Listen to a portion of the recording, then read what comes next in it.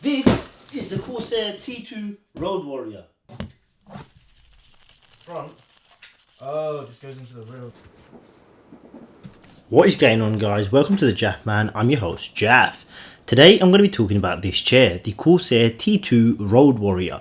And all I'm going to be doing is going over whether you should buy it based on my user experience, sitting on it for the last 2 weeks, the price, how it was to build and how difficult it was or how easy it was, the quality of the chair itself.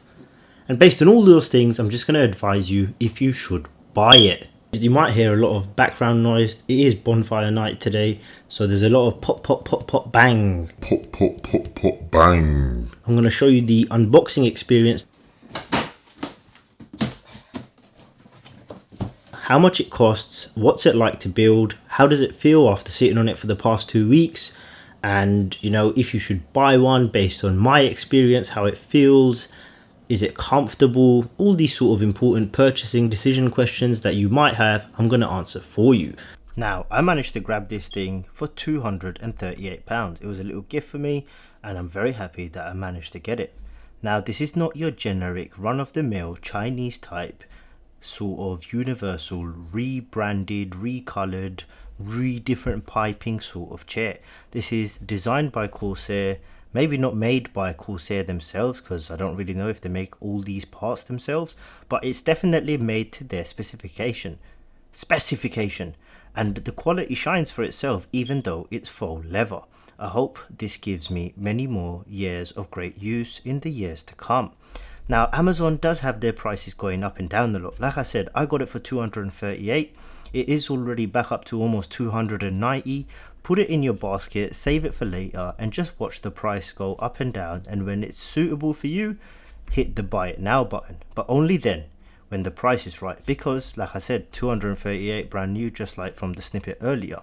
Now, everything comes really well packed, separate boxes, and it's quite easy to figure out.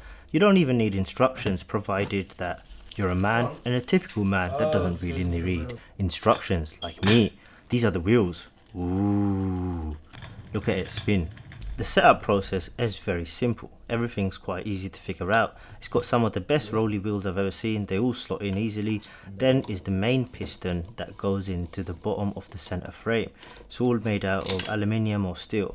Now, the main seat mechanism, so to speak, you just got to undo the screws, fit it to the base, which is pre-assembled in the fashion you see there, and jobs are good. And as you can see, those wheels again, they move so freely. The backrest then attaches on, put 2 screws either side, put some plastic covers, and basically that's the whole thing done. So you say you want a new chair.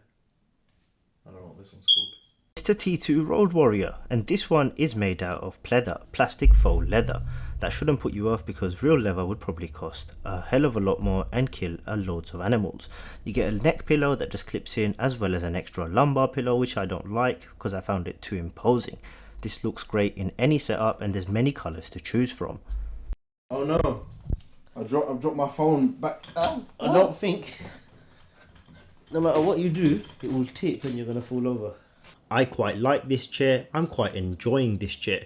Although you should be on a 5'8" or 170 centimeters and plus to really enjoy it, because the legs that came with my 5'8" body don't quite reach at the max height. So it just really depends. If I put it lower, it's perfectly fine. But I would say 5'8"-ish is probably the absolute minimum you've got to be. You should be somewhat of a larger build if you're going to enjoy this, and if you're a tiny, skinny fit type person, you're probably just going to sink into this chair and disappear. So with all that said, what gaming chair do you have and how much did you pay for it? Give me a like if you thought this video was good and informative, and if you found it really helpful, give me a sub, and I'll catch you guys in the next video. Perfect.